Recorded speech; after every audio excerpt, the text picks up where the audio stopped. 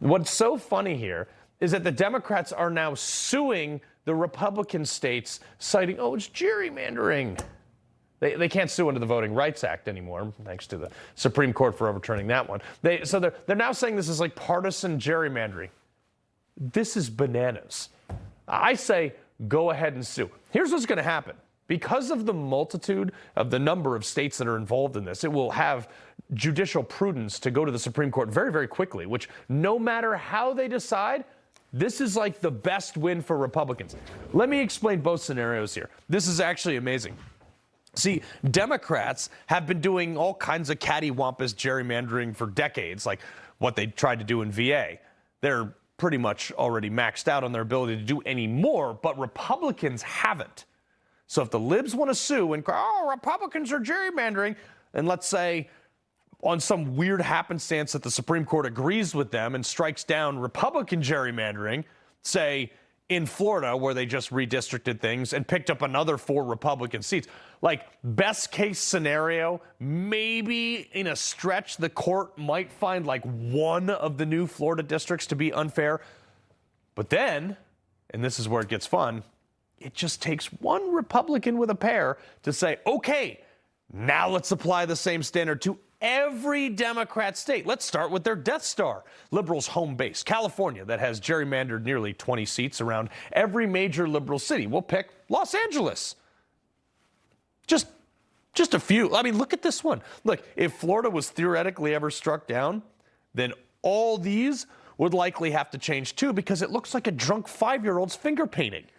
Republicans pick up 3, 5, 7 seats out of California because 3 miles outside of any city in Cali, bright red. I mean, look at this, bright red, but why stop there? How about let's take a trip up to Washington State, in and around Seattle?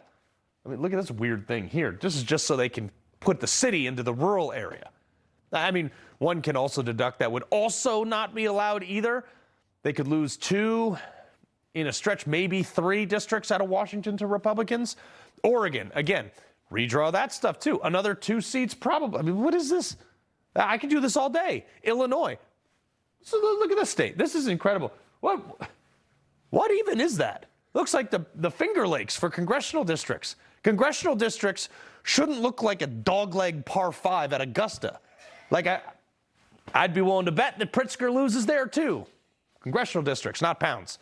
But we're just getting warmed up. You libs want to open Pandora's box? Let's do New Hampshire. Let's actually do all of New England, where despite over 40% of this region voting for Donald Trump, there are approximately 0 Republican Congress seats in there. Let's do some work. I got an axe to grind with my home state, so let's do that one first. Connecticut, check this out. It's like a boot. It's like a Tetris piece for a congressional district. They did that to keep all this farmland, red rural area, put that into Hartford and dilute it into the deep blue crime-ridden city. Nix that, box around Hartford. Both east and west sides of the states will almost certainly have red districts, and Connecticut will pick up 2 Republican seats. Same with Massachusetts. You cut out the homeless, fentanyl-ridden cities and all their weird stuff they got going in there. Get the rural to the rural, probably another 2 to 3 seats. I mean, look at how weird some of these are. You know what's funny, too? Massachusetts is actually more red than Tennessee is blue. That's right. Massachusetts voted 36% Republican, has 0 Republican congressmen, yet Tennessee voted only 34% Democrat and had 1 Democrat seat. And then when Republicans decided to level the playing field, the libs started crying. But hey, fair is fair. You can't have it both ways, Dems. But the best part about Tennessee, so hilarious. While Gavin Newsom says that Confederate states are rushing through rigged maps to erase black districts off the map. Dude, the woman who's likely to win Tennessee 9, which is the new district down there, is a black female Republican rather than a white male Democrat who currently holds the seat. You cannot make this up. But okay, what if the court rules the other way? Actually, Florida, Tennessee, Missouri, or whatever, they say those states are fine. Totally legal, you can do whatever you want. Also great, because guess what? Let's do more. 23 states in America have Republican trifectas. to Democrats only 16, meaning that one party controls all three, the state house, the state senate, and the governorship. And like I said, libs are maxed out with their gerrymandering. Republicans, get to work, baby. But as we saw this from Indiana, okay?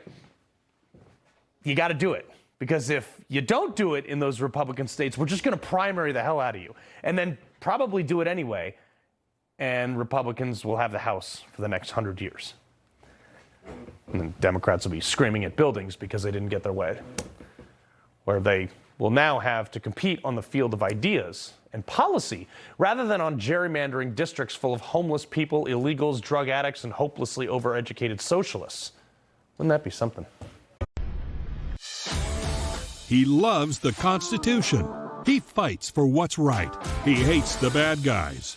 He's a freedom warrior. He's your freedom warrior. Watch Carl Higbie every weekday on Newsmax.